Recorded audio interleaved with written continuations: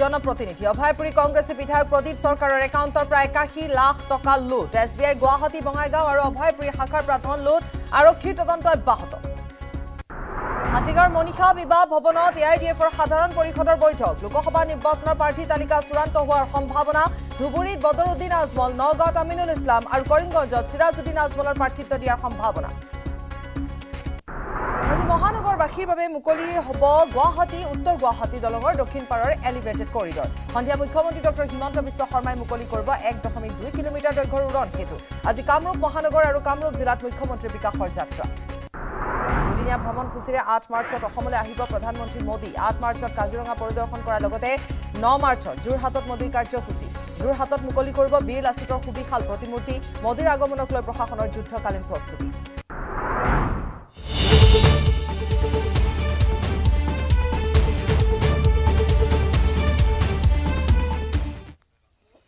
নিৰ্বাচন এক্সপ্ৰেছৰ সৈতে ষ্টুডিঅ'ত মই পাপৰি বিজেপি প্ৰথমখন প্ৰাৰ্থী তালিকা প্ৰকাশ কৰাৰ পাছতে থৰকাচুটি হেৰাইছে এতিয়া বিৰোধী বিশেষকৈ প্ৰাক্তন মুখ্যমন্ত্ৰী তথা বৰ্তমানৰ কেন্দ্ৰীয় মন্ত্ৰী সৰ্বানন্দ সোণোৱালক ডিব্ৰুগড় প্ৰক্ষেপ কৰাৰ পাছত ঘনে ঘনে স্থিতি সলনি হৈছে বিৰোধী শিবিৰৰ অতদিনে ডিব্ৰুগড়ৰ পৰা লুৰিণজ্যোতি গগৈ নিৰ্বাচন খেলিব বুলি প্ৰচাৰ কৰি অহা বিৰোধী ঐক্যই ৰাতিটোৰ ভিতৰতে এতিয়া সুৰ সলাইছে শেহতীয়াকৈ ডিব্ৰুগড় এৰি লুৰিণজ্যোতি গগৈ লখিমপুৰত প্ৰতিদ্বন্দ্বিতা কৰাৰ বাবে যুঁজা কৰা বুলি চৰ্চাই ৰাজনৈতিক বাতাবৰণ গৰম কৰি তুলিছে ইপিনে লখিমপুৰত পুনৰ প্ৰধান বৰুৱাক প্ৰাৰ্থিত্ব দিয়াত উৎফুল্লিত হৈ পৰিছে বিজেপিৰ নেতা কৰ্মীসকল কিন্তু লখিমপুৰত আকৌ লুৰিণজ্যোতি গগৈৰ নাম ওলাইছে গতিকে এই গোটেই কথাখিনিৰ সত্যাসত্যতা এতিয়ালৈকে জানিব পৰা হোৱা নাই কিন্তু সময় লাগিব ইয়াৰ বাবে তথাপিতো এইখিনিতে পুনৰ এবাৰ উল্লেখ কৰিছো যে বিৰোধীয়ে এতিয়ালৈকে যেহেতু প্ৰাৰ্থী ঘোষণা কৰিব পৰা নাই আৰু বিৰোধীৰ যিখন তালিকা সেইখন এতিয়ালৈকে চূড়ান্ত হোৱাই নাই দিল্লীত এতিয়া বাহৰ পাতি আছে আমি কৈছোঁ যে দিল্লীত এতিয়া বাহৰ পাতি আছে ভূপেন বৰাই গতিকে তেওঁ ৰাহুল গান্ধীক সাক্ষাৎ কৰাৰ পিছতহে চূড়ান্ত হ'ব প্ৰাৰ্থী তালিকা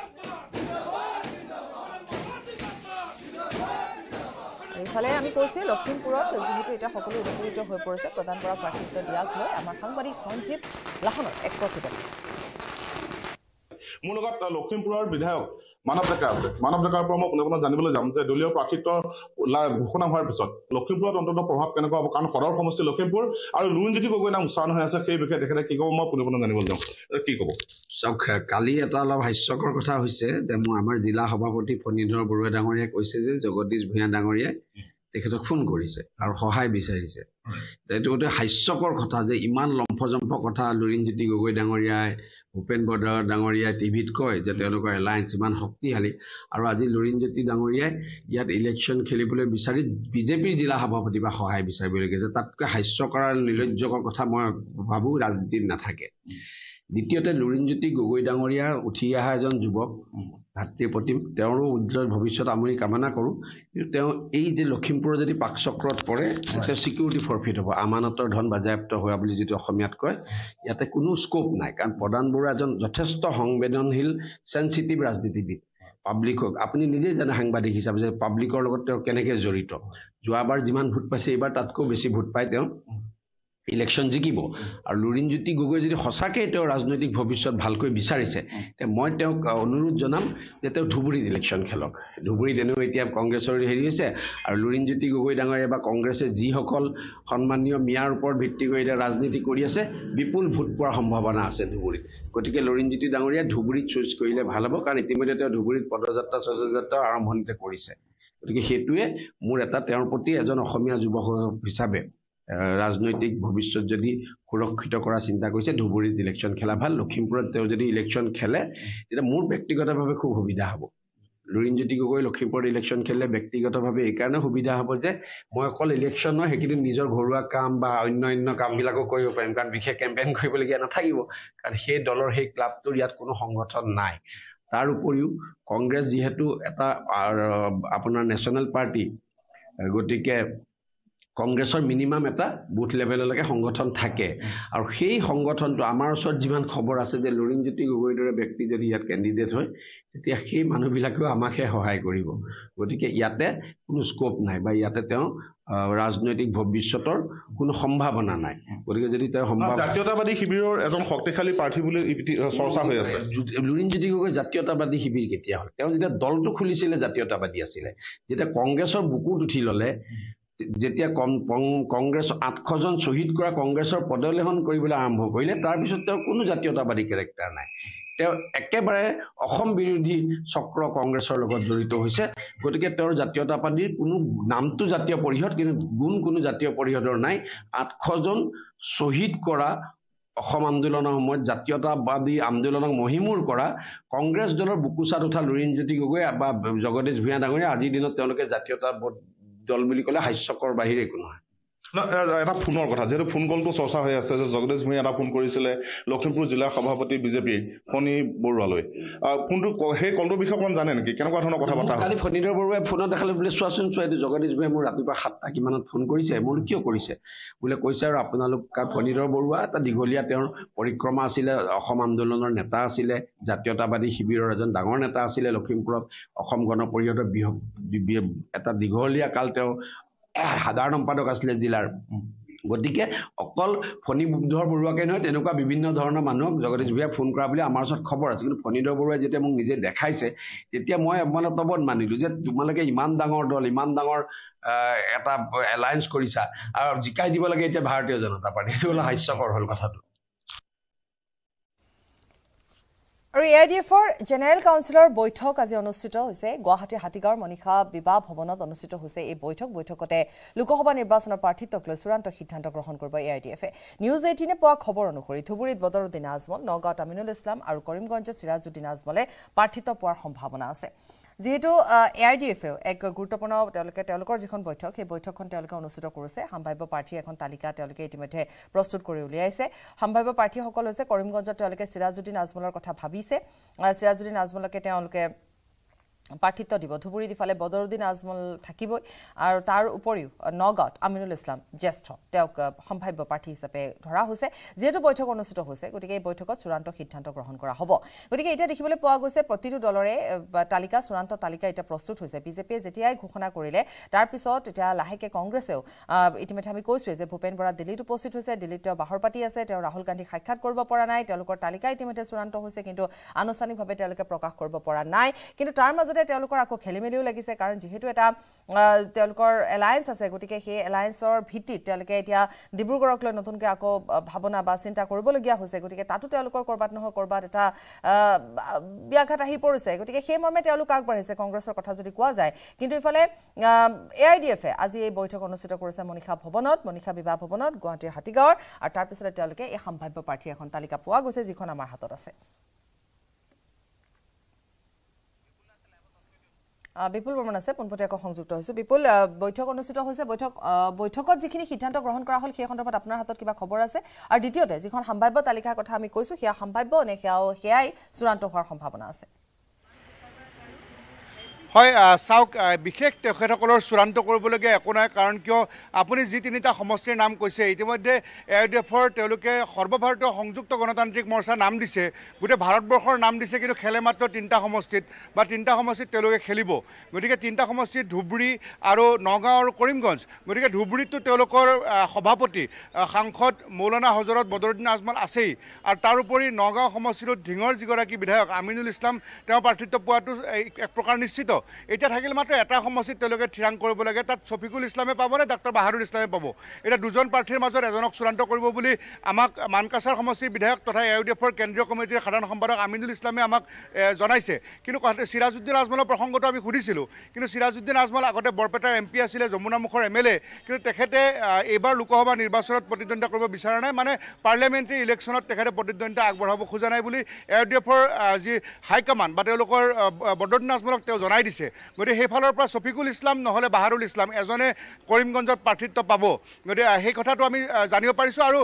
মনীষা বিবাহ ভৱনত বৰ্তমান হাতীগাঁৱত তেওঁলোকৰ সাধাৰণ পৰিষদৰ বৈঠক চলি আছে বৈঠকত তেওঁলোকৰ যিখিনি সংগঠন আছে সেই সংগঠনৰ লোকসকল আহি উপস্থিত হৈছে আৰু তেওঁলোকে এই সভাতে তেওঁলোকৰ তিনিটাকৈ যি সমষ্টি ধুবুৰী নগাঁও আৰু কৰিমগঞ্জৰ উপৰি বাকী আন সমষ্টিবিলাকত তেওঁলোকৰ যিটো সংখ্যালঘু ভোট এই তেওঁলোকক সমৰ্থন কৰা কিছু যদি ভোট আছে ধৰক দৰং ওদালগুৰি সমষ্টিৰ যিখিনি দলগাঁৱৰ ভোট আছে বা বৰপেটা সমষ্টিত তেওঁলোকৰ যিখিনি সংখ্যালঘু ভোট আছে তেওঁলোকক সমৰ্থন দিয়া সেই ভোটাৰবিলাকে কাক ছাপোৰ্ট কৰিব এই সিদ্ধান্তটো তেওঁলোকে আজিৰ সভাতে ল'ব আৰু আজি এখন নিৰ্বাচনী কমিটি গঠন কৰি দিব পাপৰি আৰু আজিৰ সভাখনতে আমি এই মুহূৰ্তলৈকে দেখিছোঁ যে হাফিজ বছিৰ আহমেদ কাছিমি তেখেত বিধায়িনী দলৰ নেতা তাৰোপৰি দলগাঁও সমষ্টিৰ বিধায়কে যদি মুজিবুৰ ৰহমান বা নজৰুল হক ধুবুৰীৰ বিধায়ক বা তেওঁলোকৰ গৌৰীপুৰ নিজানুৰ ৰহমানৰ পৰা আৰম্ভ কৰি অন্যান্য মুঠ 12জন বিধায়ক আজিৰ এই সভাখনত এই মুহূৰ্তত অংশগ্ৰহণ কৰিছে ধন্যবাদ জনাইছো বিপুল বৰ্মন মুঠ 12 জন সদস্য এই বৈঠকখনত তেওঁলোকে অংশগ্ৰহণ কৰিছে তেওঁলোকে যিখন জেনেৰেল কাউন্সিলৰ বৈঠক তাত বিশেষ একো ক'ব লগা নাই যদিও বা তেওঁলোকে ইতিমধ্যে তেওঁলোকৰ প্ৰাৰ্থী ঠিক কৰিছে থিৰাং কৰিছে ধুবুৰী নগাঁও কৰিমগঞ্জত প্ৰাৰ্থী ঘোষণাৰ আৰু কিছু সময় পিছতে সম্ভাৱনা আছে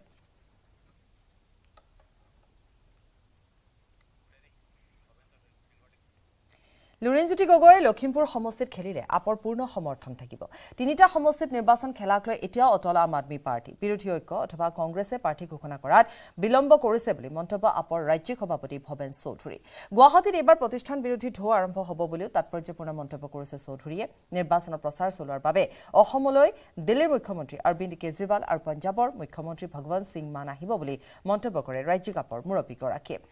আমি আগবঢ়াম তেওঁৰ থকা এক আছুতীয়া সাক্ষাৎকাৰ হীৰক জ্যোতি মালাকাৰৰ প্ৰাক্তন মুখ্যমন্ত্ৰী তথা কেন্দ্ৰীয় মন্ত্ৰী সৰ্বানন্দ সোণোৱালক যিটো ডিব্ৰুগড়ৰ পৰা বিজেপিয়ে প্ৰক্ষেপ কৰাৰ পিছতে এতিয়া এজিপি সভাপতি অৰ্থাৎ বিৰোধী ঐক্যমঞ্চৰ যি প্ৰাৰ্থী হিচাপে প্ৰক্ষেপ কৰাৰ কথা আছিলে লুৰিণজ্যোতি গগৈ এতিয়া লুৰিণজ্যোতি গগৈ ডিব্ৰুগড় সলনি যিহেতু লখিমপুৰত খেলিব বিচাৰিছে আৰু এই সম্পৰ্কত জানিবলৈ আমি আপ অসমৰ সভাপতি লগতে গুৱাহাটী সমষ্টি আপৰ প্ৰাৰ্থী ভৱেন চৌধুৰী ডাঙৰীয়া আছে তেখেতৰ লগত আমি কথা পাতিব বিচাৰিম এতিয়া লুৰিণজ্যোতি গগৈ শুনিব পোৱা মতে যিহেতু ডিব্ৰুগড় সলনি তেওঁ লখিমপুৰত খেলাটো বিচাৰিছে যিহেতু সৰ্বানন্দ সোণোৱালক ডিব্ৰুগড়ত বিজেপি প্ৰাৰ্থী হিচাপে প্ৰক্ষেপ কৰাৰ পিছত প্ৰথমে প্ৰতিক্ৰিয়া কি ক'ব বিচাৰিলে না আমি হয়তো নিউজতে দেখিছোঁ আমাৰ বিৰোধী ঐক্যমঞ্চৰ সভাত কোনো ধৰণৰ আলোচনা হোৱা নাই গতিকে এটা কথা ঠিক যে দুয়োগৰাকী আছুৰ পৰা আহিছে শীৰ্ষ নেতৃত্ব বহন কৰি এটা আছুত দ্বিতীয়ৰ মাজত নিশ্চয় কিবা আলোচনা হৈছে বুজাবুজি এইটো আমাৰ ক'ব লগা নাই গতিকে এইটো অসম জাতীয় পৰিষদে সিদ্ধান্ত ল'ব তেওঁলোকে ক'ত তেওঁলোকৰ প্ৰাৰ্থী প্ৰক্ষেপিত কৰিব আৰু সেইটো তেওঁ নিশ্চয় বিৰোধী ঐক্যমঞ্চত জনাব আৰু এটা কথা ক'ব বিচাৰিম যে আপোনালোকেও তাত যিহেতু আপৰ প্ৰাৰ্থী প্ৰক্ষেপ কৰিছে গতিকে আপোনালোকে যিহেতু বিৰোধী ঐক্যমঞ্চত আছে এজেপিও আছে আপো আছে গতিকে আপোনালোকে বিচাৰিছে নেকি তেওঁলোকে তেওঁ ডিব্ৰুগড়ত খেলাটো যিহেতু আপোনালোকে এটা কথা বাৰে বাৰে কৈ আছিল যে যি আপোনালোকৰ তিনিটা সমষ্টিত প্ৰাৰ্থী প্ৰক্ষেপ কৰিছে তাত যিহেতু বিৰোধী ঐক্যমঞ্চৰ বা যি কংগ্ৰেছে প্ৰাৰ্থী নিদিয়াৰ বাবে আপোনালোকে বাৰম্বাৰ আহ্বান জনাইছিলে হয় বিৰোধী ঐক্যমঞ্চৰ সভাত যেতিয়া আলোচনা হৈছিলে তেতিয়া আমি শেষত গৈ তিনিটা সমষ্টিত আমি ৰৈ গৈছিলোঁ আৰু তিনিটা সমষ্টিত কিয় আমি খেলিম আমাৰ প্ৰাৰ্থী কোন আৰু আমাৰ তাৰ ষ্ট্ৰেংথ কি আমি জনাইছিলোঁ আৰু সেই ভিত্তিতে আমি আমাৰ প্ৰাৰ্থী আমাৰ নিৰ্ধাৰণ কৰা হৈছিলে আৰু আমাৰ বিৰোধী ঐক্যমঞ্চত যিহেতু লিখিত কোনো সিদ্ধান্ত নাছিলে আমি বাৰে বাৰে ৰিকুৱেষ্ট কৰিছিলোঁ অৱশ্যে আমাৰ দলৰ পৰা যে আমাক লিখিত সিদ্ধান্তত আমি ক'ত ইলেকশ্যন কোনে ক'ত খেলিব এইটো যিহেতু নিদিলে কিন্তু ইতিমধ্যে আমাৰ কেন্দ্ৰীয় সমিতিয়ে আমাক বিচাৰিলে যে আপোনালোকৰ বিৰোধী ঐক্যমঞ্চৰ সিদ্ধান্ত কি হ'ল আমি সেই সিদ্ধান্তখিনি আমি যিখিনি আমি সিদ্ধান্ত আমাৰ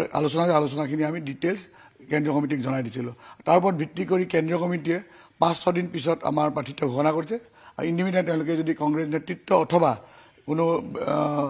ইণ্ডিয়া এলায়েন্সৰ কোনো সেইখনিত আলোচনা কৰিছে সেই কথা আমাৰ অৱগত নহয় কিন্তু তেওঁলোকে তাৰপিছত 5 দিন পিছত প্ৰাৰ্থিত্ব ঘোষণা কৰিছে আৰু এটা কথা ক'ব বিচাৰিম যে যদি লুৰিণজ্যোতি গগৈ ডিব্ৰুগড়ৰ পৰা নেখেলে তেতিয়ালৈকে আপোনাৰ লখিমপুৰ যদি খেলিব বিচাৰে তেতিয়া আপোনাৰ পূৰ্ণ সমৰ্থন থাকিব আপৰ ডেফিনেটলি থাকিব বিৰোধী ঐক্যমঞ্চত তেওঁ এগৰাকী সদস্য অকল সেইটো বিৰোধী ঐক্যমঞ্চৰ ছেক্ৰেটাৰী গতিকে তেওঁ য'তে খেলিব আমি তাৰ সমৰ্থন থাকিব যদি লখিমপুৰত খেলে মানে যদি ডিব্ৰুগড়ত আপোনালোকে প্ৰাৰ্থী প্ৰক্ষেপ কৰিছে ইতিমধ্যে আমি তিনিটা সমষ্টিৰ বাহিৰে বাকী সকলো সমষ্টিতে আমি 11টা সমষ্টিতে আমি বিৰোধী ঐক্য যি প্ৰাৰ্থী থাকিব তাকে পূৰ্ণ সমৰ্থন জনাম ইতিমধ্যে এই নিৰ্দেশ আমাৰ জিলাসমূহত দিয়া হৈছে আৰু আপোনালোকে যিহেতু ডিব্ৰুগড়ত কেনেকুৱা ধৰণৰ প্ৰচাৰ চলিছে বিশেষকৈ ডিব্ৰুগড় এবাৰ তাতে সৰ্বানন্দ সোণোৱালক প্ৰাৰ্থিত্ব দিয়া আছে তাতে মনোজ ধানক যিহেতু আপোনালোকে প্ৰাৰ্থী প্ৰক্ষেপ কৰিছে যদি লুৰিণজ্যোতি গগৈ গুচি আহে তেন্তে এক প্ৰকাৰ কেনেকুৱা ধৰণৰ হ'ব বুলি ভাবে আপুনি নহয় আমাৰ মনোজ ধানৰীয়া ডাঙৰীয়াই 2 বছৰ 1.5 বছৰ তাত কাম কৰি আছে আৰু যোৱা 2 মাহ ধৰি তেওঁ ইণ্টেনচিভলি কাম কৰিছে এতিয়া তেওঁ একদম বুথ লেভেলত তেওঁৰ কাম হৈ আছে তেওঁ সকলো পৰ্যায়ৰ নেতা কৰ্মী তেওঁ অন্য বিৰোধী ঐক্যমঞ্চৰ যিবিলাক সহযোগী দল সেই দলসমূহকো তেওঁলোকে সাক্ষাৎ কৰিছে সকলো তেওঁ সমৰ্থন ল'বলৈ সমৰ্থন লৈছে বা সমৰ্থন পাইছে আৰু গতিকে তেওঁ এতিয়া বিভিন্ন ছ'চিয়েল ৱৰ্কাৰ নাগৰিক সমিতিকো তেওঁলোক লগ ধৰিছে গতিকে ডেফিনেটলি তেওঁ এতিয়া বিজয়ী হোৱাৰ পক্ষত আছে গতিকে এইবাৰ হয়তো ডিব্ৰুগড়ত আম আদমি পাৰ্টীয়ে হেখাই মাৰিব ৰাজ্যৰ 11টা সমষ্টিত প্ৰাৰ্থী তালিকা ঘোষণা কৰি অনাগত সাধাৰণ নিৰ্বাচনৰ বাবে সাজু শাসকীয় দল বিজেপি প্ৰাৰ্থী তালিকা ঘোষণা কৰাৰ পাছতে নিৰ্বাচন তথা প্ৰচাৰৰ বাবে আগবাঢ়িছে এতিয়া বিজেপি প্ৰাৰ্থীসকল বিজেপি প্ৰাৰ্থী তালিকা ঘোষণা হোৱাৰ বিপৰীতে কিন্তু এতিয়াও তালিকা প্ৰস্তুত কৰিব পৰা নাই কংগ্ৰেছে ৰাহুল গান্ধী এতিয়াও ব্যস্ত ভাৰত জোড়ো ন্যায় যাত্ৰাত মল্লিকাৰ্জুন খাৰ্গে কংগ্ৰেছৰ সভাপতিৰ দায়িত্ব পালন কৰিলেও কিন্তু এতিয়াও কংগ্ৰেছৰ প্ৰতিটো সিদ্ধান্ত লয় ৰাহুল গান্ধীয়ে ৰাজ্যিক বিজেপিৰ তৎপৰতাৰ বিপৰীতে প্ৰদেশ কংগ্ৰেছে প্ৰাৰ্থী তালিকালৈ বাদ চাবলগীয়া হৈছে ৰাহুল গান্ধীৰ অনুমোদনলৈ ভাৰত জোৰত ব্যস্ত ৰাহুল গান্ধীক ৰাজ্যিক নেতৃত্বৰ সাক্ষাৎ পোৱা এতিয়া কঠিন প্ৰদেশ কংগ্ৰেছৰ সভাপতি ভূপেন বৰা ৰাহুল গান্ধীৰ সাক্ষাতৰ বাবে দিল্লীত বাহৰ পাতি আছে অসম প্ৰদেশ কংগ্ৰেছৰ তত্ত্বাৱধায়ক জিতেন্দ্ৰ সিং ৰাহুল গান্ধীৰ সাক্ষাতৰ বাবে ৰাজস্থান পাইছেগৈ লক্ষণীয়ভাৱে ৰাহুল গান্ধীয়ে 2 মাৰ্চত ৰাজস্থানৰ পৰা পুনৰ ভাৰত জোৰো যাত্ৰা আৰম্ভ কৰিছে ৰাজস্থানৰ পৰা মধ্যপ্ৰদেশৰ মাজেৰে ৰাহুল গান্ধীয়ে 700 কিলোমিটাৰ যাত্ৰা কৰাৰ কথা নিৰ্বাচনৰ প্ৰাক মুহূৰ্তত ৰাহুল গান্ধীৰ ন্যায় যাত্ৰাক সময়ৰ অপচয় বুলি সমালোচনা কৰিছে বিজেপি নেতৃত্বই বিজেপি নেতৃত্ব তথা নিৰ্বাচনী সমিতিয়ে দিল্লীত ৰাজ্যিক নেতৃত্বৰে ইখনৰ পাছত সিখন বৈঠক পাতি প্ৰাৰ্থী সন্দৰ্ভত সমীক্ষা চলাই প্ৰাৰ্থী নিৰ্দিষ্ট কৰিছে সমীক্ষা অনুসৰিয়ে টিকট পোৱা নাই বৰ্তমানৰ বহু সাংসদেও বিজেপিৰ এনে তৎপৰতাৰ বিপৰীতে কংগ্ৰেছে সময়ত প্ৰাৰ্থী তালিকা ঘোষণা কৰিব নোৱাৰাটোৱে অধিক বিপৰ্যয় ঘটাব নেকি বিৰোধী দলটোক কংগ্ৰেছে এতিয়াও প্ৰাৰ্থী তালিকা ঘোষণা কৰিব নোৱাৰা সন্দৰ্ভত তিৰ্যক মন্তব্য কৰি বিজেপি সাংসদ দিলীপ শইকীয়াই ক'লে মিত্ৰ দলে প্ৰাৰ্থী ঘোষণা কৰা মানে নিৰ্বাচনে পাৰ হ'ব বিৰোধীয়ে কিন্তু এতিয়ালৈকে প্ৰাৰ্থী তালিকা প্ৰকাশ কৰিব পৰা নাই চাওকচোন তেওঁলোকৰ আকৌ বহুত দল বহুত নহয় দলৰ আকৌ তেওঁলোকৰ ভোট কমিটিও বনোৱা নাই সেইবিলাক বনাব লাগিব সেইবিলাক বনাওঁতে সময় লাগিব বোধহয় ইলেকশ্যনটো পাৰ হৈ যাব তেতিয়ালৈকে ভোট কমিটিবিলাক হ'ব ধন্যবাদ আৰু ইফালে নিৰ্বাচনৰ প্ৰাক্ষণৰ বিকাশৰ বাৰ্তালৈ অবিজেপি শাসিত 5 ৰাজ্য ভ্ৰমণসূচী প্ৰধানমন্ত্ৰী নৰেন্দ্ৰ মোদী তেলেংগানা উৰিষ্যা পশ্চিমবংগ তামিলনাডু আৰু বিহাৰত আধাৰশিলা স্থাপন কৰিব 1,10,600 কোটি টকাৰ প্ৰকল্পৰ ইতিমধ্যে তেলেংগানাত উপস্থিত হৈ আৰম্ভ কৰিছে বিকাশৰ যাত্ৰা ইয়া তেলেংগানাত প্ৰধানমন্ত্ৰীগৰাকী উপস্থিত হৈ বিকাশৰ যাত্ৰা আৰম্ভ কৰিছে আমি কৈছোৱে যে অবিজেপি যিসমূহ ৰাজ্য আছে তাত প্ৰধানমন্ত্ৰীগৰাকী উপস্থিত হৈছে আৰু তেলেংগানাত মোদীয়ে বিকাশৰ যাত্ৰা আৰম্ভ কৰিছে आदिलाबाद की धरती तेलंगाना ही नहीं पूरे देश के लिए कई विकास धाराओं की गवाह बन रही है आज मैं आप सबके बीच 30 से ज्यादा विकास कार्यों के लोकार्पण और शिलान्यास इसका मुझे आज यहां अवसर मिला है 56,000 करोड़ 56,000 करोड़ रुपीस उससे भी ज्यादा ये प्रोजेक्ट तेलंगाना समेत देश के अनेक राज्यों में विकास का नया अध्याय लिखेंगे इनमें ऊर्जा से जुड़े कई बड़े प्रोजेक्ट्स हैं पर्यावरण की रक्षा के लिए किए जा रहे कार्य है और तेलंगाना में आधुनिक रोड नेटवर्क विकसित करने वाले हाईवेज भी है मैं तेलंगाना के मेरे भाइयों बहनों को और साथ ही सभी देशवासियों को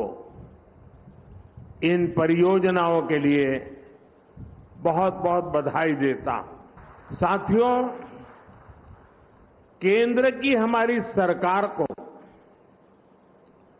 और तेलंगाना राज्य के निर्माण को करीब करीब 10 साल हो रहे हैं जिस विकास का सपना तेलंगाना के लोगों ने देखा था उसे पूरा करने में केंद्र सरकार हर तरह से सहयोग कर रही है आज भी तेलंगाना में 800 मेगावाट 800 मेगावाट बिजली उत्पादन की क्षमता वाली एनटीपीसी की दूसरी यूनिट का लोकार्पण हुआ है इससे तेलंगाना की बिजली उत्पादन क्षमता और ज्यादा बढ़ेगी राज्य की जरूरतें पूरी होगी अंबारी आदिलाबाद पिंपलकुट्टी इस रेल लाइन के इलेक्ट्रिफिकेशन का काम भी पूरा हो गया है বশিষ্ঠৰ বাজপেয়ী ভৱনত লোকসভা বিস্তাৰকৰ গুৰুত্বপূৰ্ণ বৈঠক অনুষ্ঠিত হৈছে ৰাষ্ট্ৰীয় সাংগঠনিক সাধাৰণ সম্পাদক BL সন্তোষৰ উপস্থিতিত এই বৈঠকত উপস্থিত আছে মন্ত্ৰী পীয়ুষ হাজৰিকা জয়ন্ত মল্ল বৰুৱা বিধানসভাৰ উপাধ্যক্ষ নুমল মমিন সাংসদ পবিত্ৰ মাৰ্ঘেৰিটা প্ৰাৰ্থী তালিকাৰ প্ৰকাশৰ পিছতে নিৰ্বাচনত বিজেপিয়ে সাংগঠনিক দিশত কি ৰণনীতি ল'ব তাৰ ওপৰত আলোচনা কৰা হৈছে এই বৈঠকত জনতা জনাৰ্দন ভাৰতীয় জনতা পাৰ্টি আৰু উন্নয়নৰ পক্ষত নৰেন্দ্ৰ মোদী ডাঙৰীয়াক আকৌ এবাৰ প্ৰধানমন্ত্ৰী পতাৰ পক্ষত গতিকে মই আজি সংখ্যাটো ক'ব নোৱাৰোঁ কিন্তু মই ভাবোঁ যদি আমি 100 নম্বৰ বুলি ধৰোঁ সৰ্বমুঠ তেনেহ'লে 80ৰ পৰা 85 নম্বৰ ভাৰতীয় জনতা পাৰ্টিক দিবৰ কাৰণে দৰং ওদালগুৰিবাসী ৰাইজ সাজু হৈ আছে ৰমেন দা আমাৰ সকলোৰে শ্ৰদ্ধাৰ গুৰু সদৃশ ব্যক্তি দলত আমি তেখেতসকলৰ আঙুলিত ধৰি দল আমি শিকিছোঁ দল কৰিছোঁ কালি ৰাতিপুৱা মই প্ৰায় 40 মিনিট তেখেতৰ লগত টেলিফোনিক যোগে কথা বাৰ্তা পাতিছোঁ তেখেতে মোক আন্তৰিকভাৱে শুভেচ্ছা দিছে বিৰোধীৰ কথাটো ভাৰতীয় জনতা পাৰ্টিৰ দলে কেতিয়াও চিন্তা নকৰে সিহঁতে যি কৰিব বিৰোধীয়ে কৰিব বিৰোধী ঘটিলে গম পাব আমাৰ প্ৰাৰ্থী তালিকা প্ৰস্তুত হ'ল ঘোষণা হ'ল আমি নিৰ্বাচনত এতিয়া অৱতীৰ্ণ হ'ম আৰু আমি খুব সুন্দৰ ফল দেখুৱাম ভাৰতীয় জনতা পাৰ্টি আৰু সমাগত লোকসভা নিৰ্বাচনক লৈ প্ৰতিটো ৰাজনৈতিক দলৰ অংক আৰম্ভ লোকসভা নিৰ্বাচনত BPFৰ মিত্ৰতা হ'ব AIDFৰ দৰং ওদালগুৰি লোকসভা সমষ্টিত BPFক সমৰ্থন জনাব AIDF এই তাৎপৰ্যপূৰ্ণ মন্তব্য AIDFৰ সাধাৰণ সম্পাদক তথা দলগাঁও সমষ্টিৰ বিধায়ক মজিবুৰ ৰহমানৰ দৰং ওদালগুৰি লোকসভা সমষ্টিৰ BPFৰ প্ৰাৰ্থী হ'ব কলাইগাঁও সমষ্টিৰ বিধায়ক দুৰ্গা দাস বড়ো আনহাতে AIDFে তিনিটা সমষ্টিত প্ৰাৰ্থী দিয়াৰ কথা অৱগত কৰে বিধায়কজনে আব্ৰাহাম নৱজ্যোতি মহন্তৰ প্ৰতিবেদন উপস্থিত আছে দলগাঁৱৰ সমষ্টিৰ বিধায়ক তথা AIDFৰ সাধাৰণ সম্পাদক মজিবুৰ ৰহমান ডাঙৰীয়া আমি তেওঁৰ পৰা জানিবলৈ চেষ্টা কৰিম আচলতে সমাগত লোকসভা নিৰ্বাচনক লৈ ইতিমধ্যে বিজেপি সাজু কাৰণ 11টাকৈ সমষ্টি ইতিমধ্যে বিজেপি প্ৰাৰ্থী ঘোষণা কৰিছে এতিয়ালৈ কোনো দলে অসমত পৰা নাই আপোনালোকৰ স্থিতি কি হ'ব কি ধৰণে সাজু হৈছে লোকসভা নিৰ্বাচনক লৈ চাওক আমাৰ দলে এটা সিদ্ধান্ত আগৰ পৰাই লোৱা আছে যে এইবাৰ অসমৰ পৰা বিজেপিক ৰুধিবৰ কাৰণে বিকল্প যিটো নেকি আপোনাৰ কংগ্ৰেছে এটা ইণ্ডি এলায়েন্স বনাইছে ইণ্ডিয়া এলায়েন্স বনাইছে আমি এটা সিদ্ধান্ত লৈছোঁ যে আমি তেখেতসকলৰ লগত থাকিম লাষ্টত দেখা গ'ল যে তেখেতসকলে মানে আমাক মানে মৌলানা বদৰুদ্দিন আজমল চাহাবক নস্যাৎ কৰিলে তেখেতে আমাক মানে এলায়েন্সত নাৰাখিলে ঠিক আছে কোনো কথা নাই আমি তথাপি মানে এটা কথা মানে সিদ্ধান্ত আমাৰ দলে লৈছে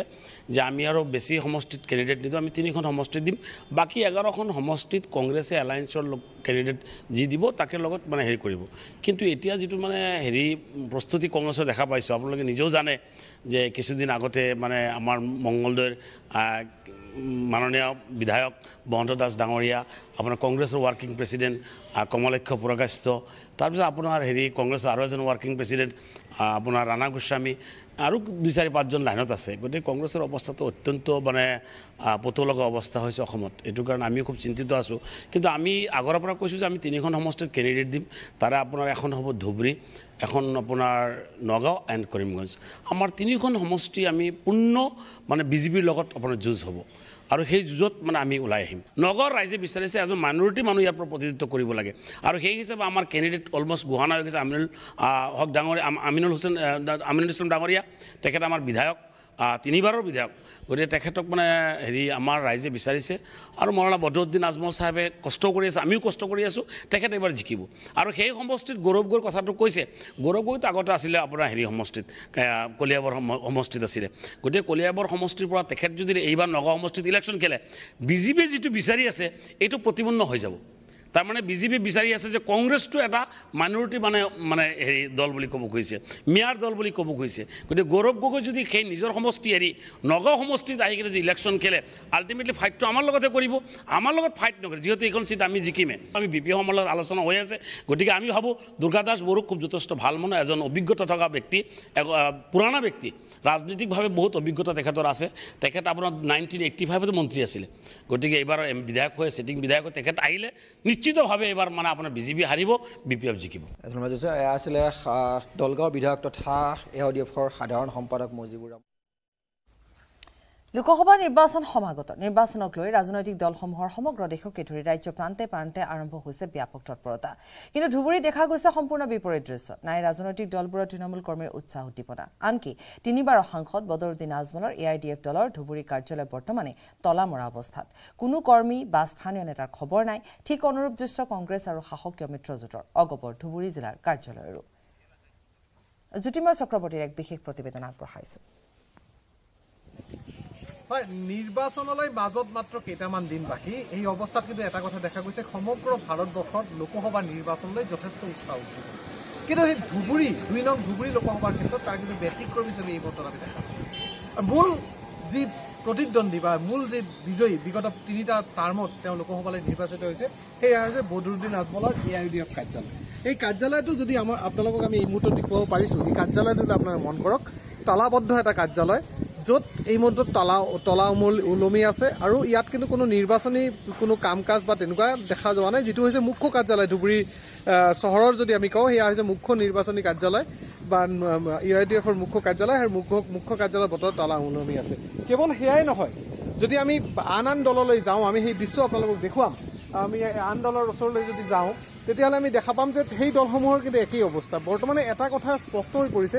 গোটেই সমগ্ৰ দেশতে যদিও নিৰ্বাচনী বতাহ বলিছে কিন্তু ধুবুৰীৰ ক্ষেত্ৰত সেয়া ব্যতিক্ৰম আমি সেই দৃশ্য আপোনালোকক দেখুৱাম কংগ্ৰেছৰ কাৰ্যালয়ত সেই একেই অৱস্থা আমি দেখা পাইছোঁ ৰাজীৱ ভৱনত একেই অৱস্থা নিমাও এক পৰিৱেশ আৰু অগপ বিজেপি অগপৰ মিত্ৰজোঁটৰ যি অগপৰ কাৰ্যালয় আছে সেয়াও কিন্তু বৰ্তমানে তালাবদ্ধ অৱস্থাত আছে এই মুহূৰ্তত এতিয়া দিনৰ প্ৰায় ১২ বাজিবলৈ গৈছে আৰু এই মুহূৰ্তলৈ কিন্তু কোনো ধৰণৰ কৰ্মকৰ্তা কোনো এটা কাৰ্যালয়ত আহি পোৱা নাই আচলতে মূল কথা এটাই নেকি যে বদৰুদ্দিন আজমলৰ বিৰুদ্ধে